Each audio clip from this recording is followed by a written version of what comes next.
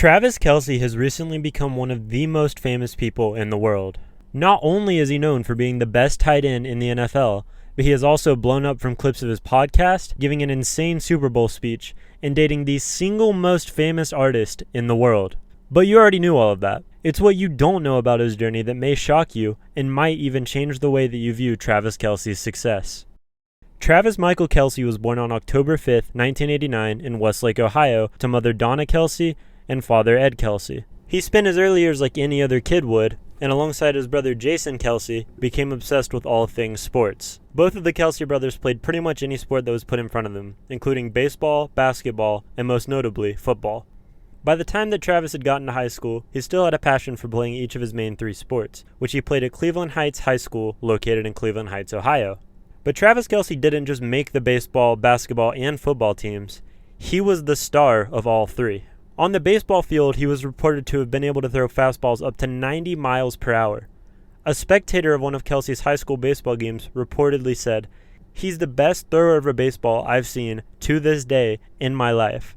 But this wasn't just any spectator, it was Brian Clearly, who went on to become a scout for the Washington Nationals. Kelce played quarterback for the Cleveland Heights football team and reached impressive stats of over 1,000 rushing yards for 10 touchdowns, over 1,500 passing yards for 21 touchdowns, and 8 interceptions during his senior season. This season led to him being recognized with all Lake Erie League honors. Kelce was rated as a 2-star recruit by 247 Sports, and was recruited by many colleges around him, such as Miami, Ohio, Pittsburgh, and UConn. He ended up committing to play football at the University of Cincinnati, just as his brother Jason had a year prior. Even though Kelce had committed to playing football at the University of Cincinnati, part of him still had another dream that he wanted to pursue. While playing basketball, Kelce was described by an opposing coach as an animal on the court. According to Travis Kelce himself, he was determined to play college basketball at West Virginia under legendary coach Bob Huggins, but he had already committed to playing football at Cincinnati. On the New Heights podcast, Kelce said, "I went to Dad and I was like, man, I really want to play basketball at West Virginia under Huggs." And he was like, "You're a man of your word. You don't go back on your word. You're already committed. Don't be like all those other guys." Even though Kelce had dreams of playing both basketball and football in college, he decided to listen to his dad and stick to his commitment to play football at Cincinnati.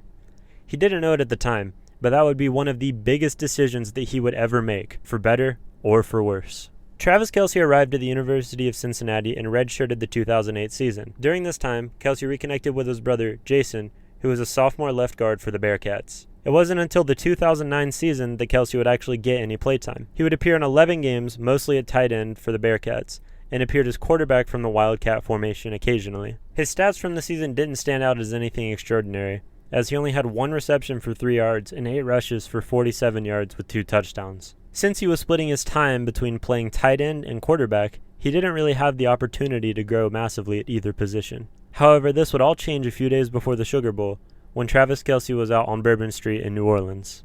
I was down there partying, drinking, smoking, trying to enjoy life and doing things that I wasn't supposed to be doing. And the NCAA came with a drug test, and my heart literally just sunk right to the floor.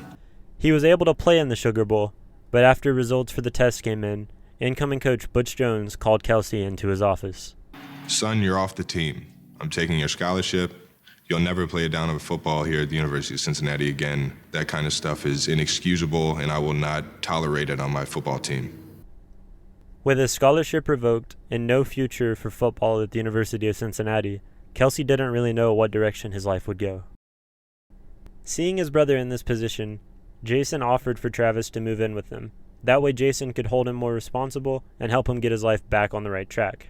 During this time living with Jason, Travis worked at a call center where he would cold call people about Obamacare. He also revisited one of his old favorite sports over the summer, briefly joining a baseball league where he played right field. But midway through spring practice, as Kelce had just begun to settle into his new life, he received an unexpected call. I got a call from Coach Jones, and he said, "Come meet me in my office." He told me I had to maintain a 3.0. I had to not miss a single class. I had to find a way to pay for school. After receiving a second chance, Travis knew that he couldn't blow it. After a long semester of maintaining perfect attendance and actually making the dean's list, Kelce was called for yet another meeting with head coach Butch Jones. He said, "I don't need a quarterback, and I think you'd be a heck of a tight end. Everyone sees your athletic ability, and we think you'd be an awesome tight end for us if you want to try and earn a scholarship at tight end." With a chance to get back onto the team, and even a chance to earn another scholarship, Kelce said, quote, "I could care less what position I play right now." And so he was officially back on the team. Travis Kelce told himself that he needed to make the most out of his second chance. So after watching his brother Jason get drafted by Coach Andy Reid and the Philadelphia Eagles, he started grinding immediately. For the 2011 season, Kelce appeared in 11 games as a tight end with 13 receptions for 150 yards and 2 touchdowns. It was a pretty mediocre season, but considering that it was the first time in his football career that he had consistently played a position throughout the entire season besides quarterback, he wasn't feeling too bad. But if you wrote Travis Kelce off for his mediocre seasons, you would have been greatly mistaken. His 2012 season was unlike any before it. He appeared in 13 games with 45 receptions for 722 yards and 8 touchdowns. He averaged an insane 16 yards per reception throughout the season, and nearly every single one of his stats had quadrupled since the season before, and it was easy to see on the field. Travis Kelce was now widely regarded as one of the most electric tight ends that college football had ever seen, and became a favorite target of quarterback Andy Dalton. Not only was he a weapon down the field, but he also had 8 rushes for 47 yards and 2 touchdowns. He also had an appearance at his old position, quarterback, with a 49-yard pass for a touchdown. This season was enough to earn Kelce all-conference honors and to be named the winner of the College Football Performance Award Tight End of the Year. He also set a school record for the most single-season receiving yards by a tight end and was first-team All-Big East. After this monster of a season was complete, Kelce decided to declare for the 2013 NFL Draft. He showed up to the combine at 6 foot 3 inches, 257 pounds, with an 80-inch wingspan and clocked an impressive 4.63 40-yard dash and a 35-inch vertical jump. While it was obvious that Kelce had performed extremely well during his senior season at Cincinnati, many called him a one-season wonder and didn't think that his skills would transfer up to the professional level. But that wasn't the only thing the NFL scouts were concerned with regarding Travis Kelce. They said he was a train wreck character-wise. You stay away from this guy. So as the 2013 NFL Draft began, Travis Kelce stayed glued to the TV with his family, including his older brother Jason. As he watched player after player, tight end after tight end be drafted into the league, he began to wonder if he was even going to be drafted at all. What the heck is going on? Like, why can't a team just take a chance on me? But that all changed in the 3rd round of the draft when he received a call with the Missouri area code. In my head, I'm like, St. Louis? Come on, I don't even want to answer this. Even though he didn't want to play at St. Louis, he answered the call. I died to answer it with pride and everything, and sure enough, it's Andy Reid. This was because Andy Reid, the same coach that had drafted Jason Kelce just a few years prior, was ready to take a chance on Travis, but not before he made sure he was making the right decision. Like, hey, coach, how are you? I'm doing good. I'm sitting here with my family, and he tells me, listen, are you gonna this up? Are you going to screw up this opportunity if I take you? After leaving Travis speechless, Coach Andy Reid had him hand the phone to his older brother and asked him if Travis was going to mess it up. What Kelce are we getting? Are we getting the one that he was a senior year? Or are we getting the one that, every scout has told us to look out for? No, I'm vouching for him. You're getting the best tight end in this draft. With Jason's blessing and Travis's commitment, Andy Reid welcomed Travis Kelce to the Kansas City Chiefs and hung up the phone.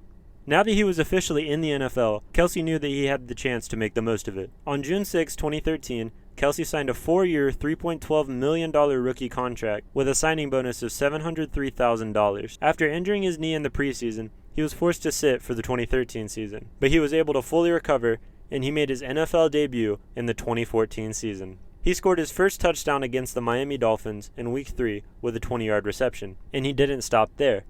Travis Kelce became the Chiefs' leading receiver for the 2014 season, with 862 yards from 67 receptions. Kelce saw his first playoff appearance in the 2015 season. However, the run was cut short in the divisional round against the New England Patriots. Travis Kelce had clearly been improving in his first few seasons in the NFL, and the Chiefs took notice. On January 29, 2016, he signed a 5-year, $46 million contract extension with the Chiefs.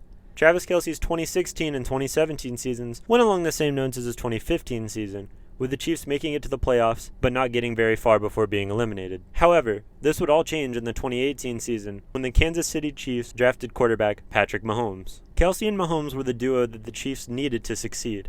The two were able to connect time and time again on all sorts of plays, and it looked as though they may be impossible to stop during the postseason. The Chiefs finished the regular season 12-4 and began to steamroll their way through the playoffs all the way to the AFC Championship game. However, Even with the connection between Kelce and Mahomes, the Chiefs fell to the Patriots once again in a 37-31 overtime loss. At this point, Chiefs fans were starting to lose hope in their new star-studded offense. However, in 2019, the prayers of all of these fans and Travis Kelce would finally be answered. The Chiefs finished the regular season strong and carried that momentum into the playoffs. They defeated the Texans in the divisional round with a high-scoring 51-31 victory and made it all the way to the Super Bowl, where they would face the San Francisco 49ers, a team that seemed impossible to beat. However, the Chiefs made the impossible possible during the game and pulled out a 31-20 victory, marking Travis Kelce's first Super Bowl win. Anyone who hadn't already believed Kelce was one of the best tight ends of all time changed their mind by this point. Travis Kelce had become a household name in any football-loving house, but he wasn't done with his rise to fame. After a bizarre loss in the Super Bowl to the Tampa Bay Buccaneers the next season, where the Chiefs didn't score any touchdowns the entire game, and a 2022 playoff loss in the AFC Championship game, Kelce's career seemed to be on an overall decline. However, in 2022, the NFL would have a story presented to them that was almost too good to be true. Remember this guy? Jason, Travis Kelce's older brother? Ringing any bells? Well, not only did they start a podcast, New Heights, in September, but he still played for the Philadelphia Eagles, and they're looking like they're about to have an amazing season. Both the Chiefs and the Eagles finished the regular season pretty well, and before anyone knew it, both of the teams had made it to the Super Bowl. So, Travis Kelce now had to face his older brother, Jason, the man who had taken a chance on him when no one else would. Butker, up, got it! Not only had Travis now proven that his name should be considered as one of the best to ever do it, but he even defeated his older brother and won the so-called Kelce Bowl. As if the 2022 season wasn't enough to propel Travis Kelce into the spotlight, his next year would make him more famous than he ever could have imagined. On July 26, 2023, Travis Kelce shared on New Heights an experience that he had at a concert a few days prior. I know. You're probably tired of expecting football only to be met by Taylor Swift news. But she is essential to Travis Kelce's rise to fame, so I have to talk about her in this story. Little did he know, sharing these feelings would lead to one of the biggest stories of the season. Taylor Swift attended her first Chiefs game on September 24, 2023, in a booth with Travis's mom, Donna Kelce. The amount of TV coverage that she got was unprecedented for a fan, and after Kelce scored a touchdown in the third quarter, and she had the reaction that she did, it opened an entirely new can of worms for the NFL. Every game that she attended had a camera fixed on her ready to be cut at all times. Swifties began to tune into Chiefs games for the chance of seeing her. So, as the season went on, it was in the NFL's best interest for the Chiefs to make it as far into the season as they could. And they did, winning an amazing 25-22 overtime Super Bowl against the San Francisco 49ers, with Taylor Swift and Travis Kelce's relationship being a key point throughout the season. Now, I'm not saying that the NFL rigged the season so that the Chiefs would make it all the way, meaning that Travis Kelce would be at almost every game, meaning that Taylor Swift would be more likely to come to more games, meaning that TV networks would be able to feature her, meaning that fans would be more likely to tune in, meaning advertisers would be willing to pay more for commercial slots, meaning that the NFL would make more money or anything. But I am saying that it was definitely a major factor in Travis Kelce's impossible rise to fame.